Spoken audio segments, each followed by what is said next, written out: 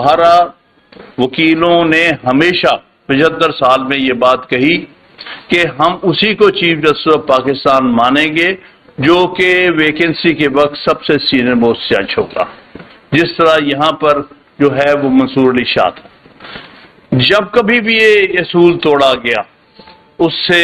قوم نے بھی اور عدلیہ میں بہت تباہی آئی، چاہے وہ 1954 میں انہوں نے ابو صالح محمد اکرم کو جو اگنور کر کے، جو سینئر موسٹ جج تھا فیڈرل کورٹ کا، اس کو اگنور کر کے اس کے جگہ منیر کو لائے۔ اس کے بعد جو منیر نے اس ملک کے ساتھ اور اس کے آئین کے ساتھ کھلواڑ کیا ہے وہ آپ سب جانتے ہیں۔ اسی طرح 1994 میں دوسری دفعہ توڑا گیا، اس وقت بھی پیپلز پارٹی کی حکومت تھی۔ یہ بہت باتیں کرتا ہے بلاول، لیکن اس کو نہیں پتا کہ بارہا پیپلز پارٹی کے ہاتھوں کیا کچھ ہوا۔ ایک اچھا کام کیا تھا 18ویں ترمیم، یہی میں نے ان کو کہا کہ بھائی کوئی اچھا کام تم نے کیا تو اس کو مینٹین کر لو، اس کو آج کس کے حکم پر سارا تباہ کر رہے ہیں۔ ہمیشہ یہ کہتے تھے کھڑے ہو کے، یوسف رضا گیلانی جو ہے وہ کہتا تھا کہ جی میری پرائم منسٹرشپ میں 18ویں ترمیم آئی اور آئین ریسٹور ہو گیا۔ آج وہ رو رہا ہے، ہمارے سامنے رویا ہے، دیکھیں جی اس 18ویں ترمیم سے مجھے انہوں نے ریموو کر دیا تھا۔ اصل میں یہاں پر رونا یہ ہے، ایک کہتا ہے جو آج چیئرمین سینٹ بنا بیٹھا ہے جو پرائم منسٹر تھا کہ مجھے کیوں نکالا، دوسرا جو پرائم منسٹر تھا اور اس کو انہوں نے سپریم کورٹ نے فارغ کیا، وہ کہتا مجھے کیوں نکالا۔ اس لیے وہ کہتے ہیں ہم اس کے بدلے میں سارے ججز کو نکال دیں گے۔ یہ یوسف رضا گیلانی اور نواز شریف کے نکالے جانے کا بدلہ لیا جا رہا ہے ساری عدلیہ کے ساتھ۔ بھائی جنہوں نے نکالا تھا وہ تو خود جا چکے ہیں، تم ان بیچاروں کے ساتھ بدلہ لے رہے ہو، شرم کا مقام ہے۔ تو لہذا ہم تو اسی کو چیف جسٹس مانیں گے، اور یا آفریدی وہ اچھا جج ہے، اس کو یہ قبول نہیں کرنا۔ آج ہم اپیل کر رہے ہیں اس کے پاس کہ تمہارا ابھی تک اچھا ریکارڈ ہے، تمہیں لوگ اچھا جج سمجھتے ہیں، تم اپنی باری پہ آؤ چیف جسٹس۔ تمہاری باری آئے گی منیب اختر کے بعد، یعنی منصور علی شاہ کے بعد منیب کی باری ہے، منیب کے بعد یحییٰ کی باری ہے۔ تم دو کے سروں سے کود کر نہیں بن سکتے چیف جسٹس، اس سے ساری عدلیہ درم برم ہو جائے گی اور یہ اصول بھی ٹوٹ جائے گا۔ ہم آپ سے پھر کہتے ہیں کہ آپ کے پاس آپشن ہے، اس وقت قبول مت کرو، اپنے وقت پہ قبول کرنا، تمہاری عزت رہ جائے گی قوم۔ آج تم یہ قبول کرو گے، ساری عمر تمہیں یہ قوم ایک یوزر پر سمجھے گی، ارشاد حسن خان سمجھے گی۔ تو اس لیے اپنی عزت بچاؤ، اپنا نام بچاؤ، کوئی فرق نہیں پڑتا، سال کے لیے چیف جسٹس ہے، 3 سال کے لیے ہے۔ یہ ایک صاحب جو ابھی جا رہے ہیں 25 تاریخ کو، 1 سال میں جتنا انہوں نے ڈیمیج کیا ہے آئین کو، عدلیہ کو اور ہر ادارے کو، اتنا تو شاید 10 سال میں کوئی چیف جسٹس نہ کر سکتا ہو۔ لہذا 1 سال ہو یا 3 سال ہو، کوئی فرق نہیں پڑتا۔ اگر نیک نامی سے جاؤ گے، اچھے الفاظ میں یاد کیے جاؤ گے، اگر اس طرح سے آفس ہولڈ کرو گے تو اس کے بعد تم قوم کے ایک مجرم کے طور پہ نظر آؤ گے۔ تو ہم یحییٰ آفریدی کو کہتے ہیں کہ خدارا آپ سے ہم اچھی توقعات رکھتے ہیں، آپ اس کو قبول مت کریں، تاکہ پھر جس کا حق ہے حقدار کو اس کا حق ملے۔ تمہیں تمہاری وقت پہ تمہارے ٹرن پر تمہیں ملنا چاہیے، اور یہ مقصد ان کا یہ ہے 3 نمبر سے اٹھا کے چیف جسٹس بنانے کا کہ یہ جوڈیشری، یہ سپریم کورٹ آپس میں لڑے اور چل نہ سکے، کمزور ہو جائے، ہمارے حکم مانے، ہم بیٹھ کے جو حکم دیں وہ مانے، جو ہمیں آگے پیچھے جو حکم آئے وہ ہم ان پر حکم چلائیں، تو یہ غلاموں کے غلام بننے کے برابر ہے۔ اس لیے مت قبول کرو، یا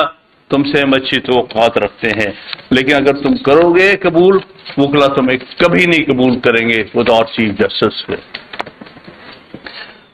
دوسرا، یہ کانسٹیٹیوشنل بینچ کا آئیڈیا جو تھا یہ ہماری وکلا کی طرف سے ہمیشہ آیا تھا کہ اور بینچز کے ساتھ کانسٹیٹیوشنل بینچ ہونا چاہیے جو کہ اوریجنل جورسڈکشن ایکسرسائز کرے سپریم کورٹ کی، آرٹیکل 184 اور 186 کی۔ یہ ہمیشہ سے ہمارا مطالبہ، لیکن اس کی شرط یہ ہے کہ اس میں کوئی پولیٹیسائزیشن نہیں ہونی چاہیے، کوئی پولیٹیکل کمیٹی بیٹھ کے نہیں فیصلہ کرے گی کون کانسٹیٹیوشنل کورٹ کا ہیڈ ہو، کون اس کے ممبرس ہو، بلکہ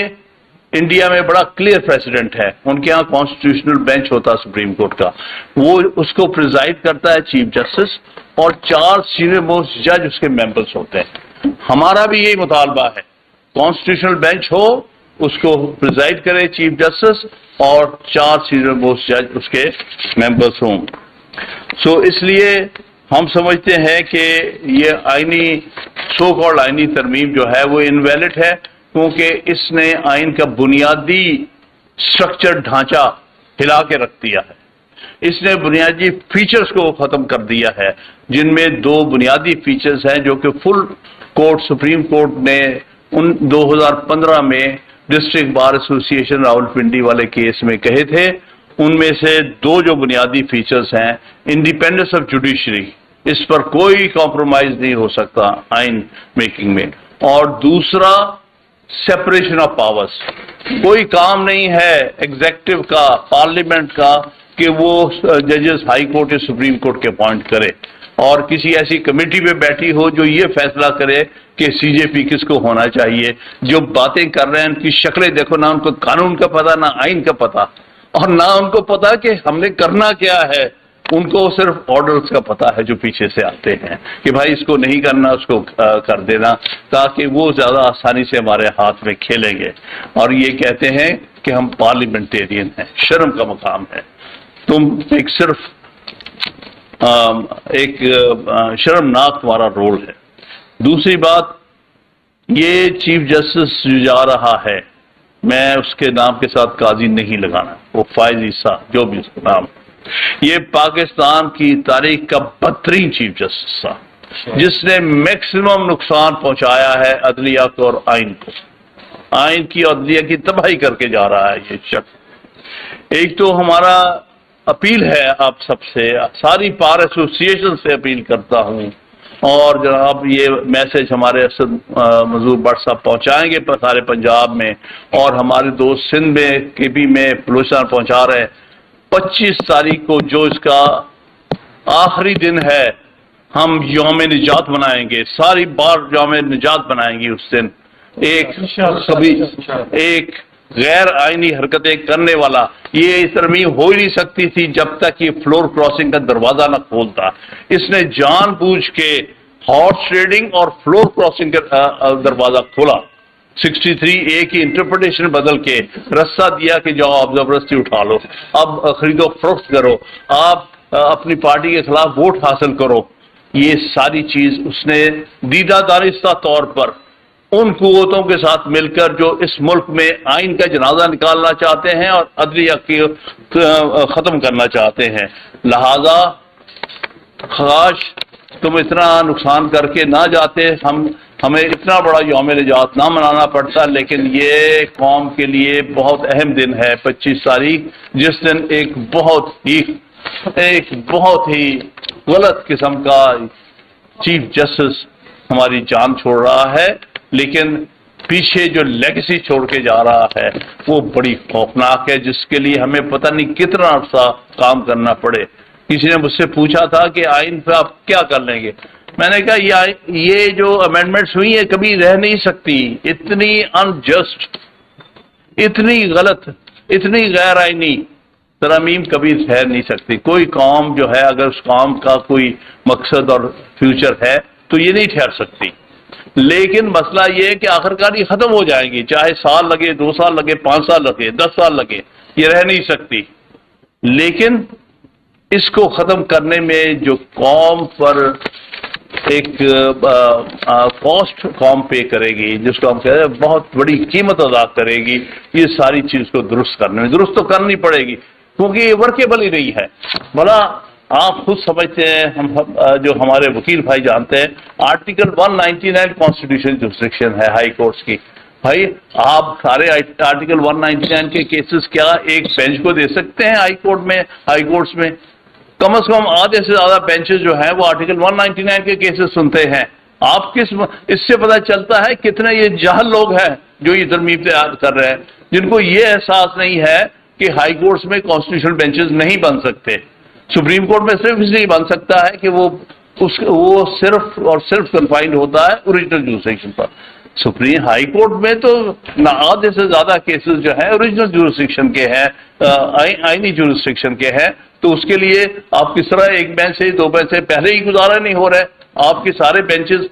بنا دیتے ہیں, پھر نہیں وہ کیسز ڈسپوز آف ہوتے. تو یہ ورچولی ہائی کورٹس کو تباہ کرنا چاہتے ہیں اور اصل مقصد اس کے پیچھے لوگوں کے بنیادی حقوق سلب کرنا. کیونکہ آرٹیکل 190 کا بیسک مقصد ہی جو ہے وہ عوام کے جو ہمارے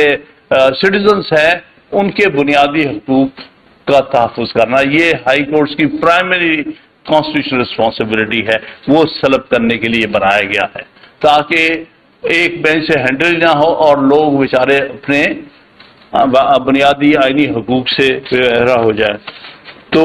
اس لیے میں اس صورت میں آخری جو بات کہنا چاہتا تھا جس پر ہم نے چاروں صوبوں میں اور اسلام آباد میں کنسنسس کیا ہے,